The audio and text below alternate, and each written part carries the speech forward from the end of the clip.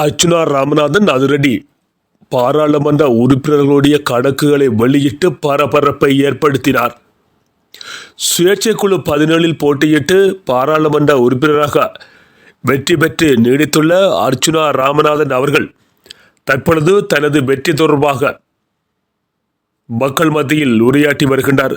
அவ்வாறு நிலையில் தற்பொழுது தான் பாராளுமன்ற உறுப்பினராக பதவி ஏற்பதற்கு முன்பதாக தமிழ் மக்களுடைய பாராளுமன்ற உறுப்பினராக தங்களை அடையாளப்படுத்தி கொண்டவர்களுடைய பண மோசடி தொடர்பாகவும் தொடர்பான விடயங்களை பரபரப்பாக வெளியிட்டு இருக்கின்றார்.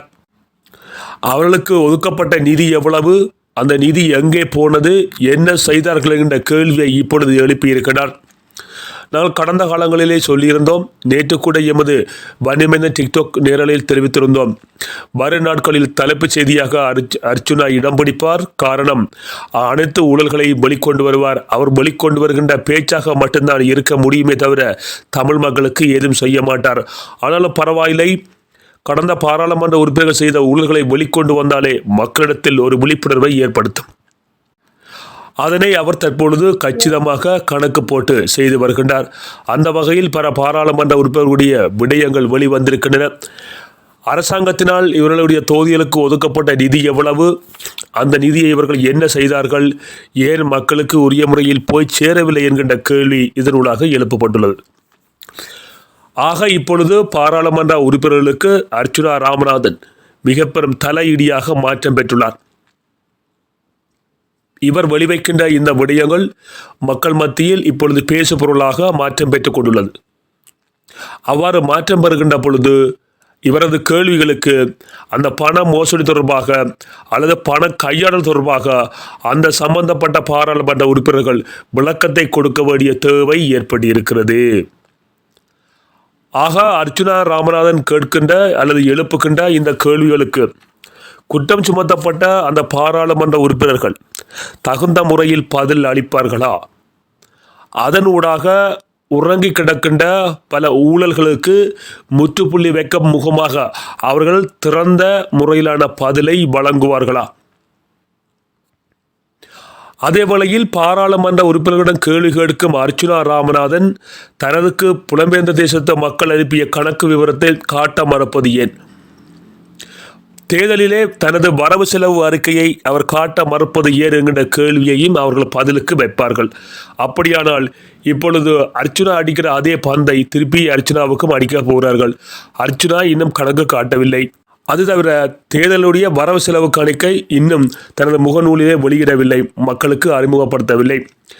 ஏனைய பாராளுமன்ற உறுப்பினர்களுடைய ஊழல்களை வெளிக்கொண்டு வருகின்ற அர்ச்சுனா ஏன் தனது தேர்தல் தொடர்பான கணக்கறிக்கையை வெளியிடவில்லை? அவரது கட்சியிலே போட்டியிட்ட 6 இதனை வெளியிட்டு விட்டார்கள்.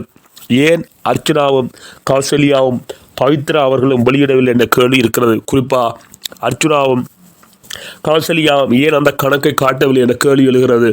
ஆகவே இதுவும் எதிர்வரும் நாட்களில் இதே பாராளுமன்ற உறுப்பினர்களினால் எதிர்முனை கேள்வியாக வைக்கப்பட வாய்ப்பு இருக்கிறது. ஆகவே 2 தரப்பினருக்கும் சிக்கல் ஏற்பட போகிறது.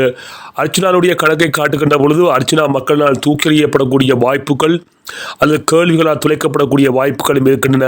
அதற்காகத்தான் தற்பொழுது இவ்வாறான திசை திருப்பு நடவடிக்கையில் அர்ச்சுனா ஈடுபட்டு இருக்கிறார் என அவர்கள் வாதிடவும் கூடும்.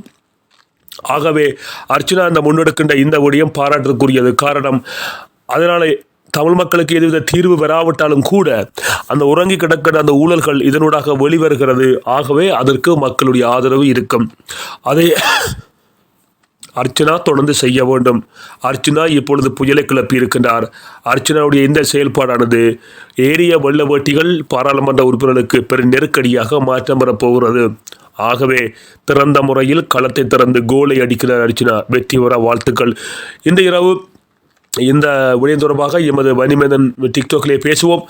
கமெண்ட் பதிலே இணைப்பு வழங்கப்படுகிறது. உறவுகளை இணைந்து கொள்ளுங்கள்.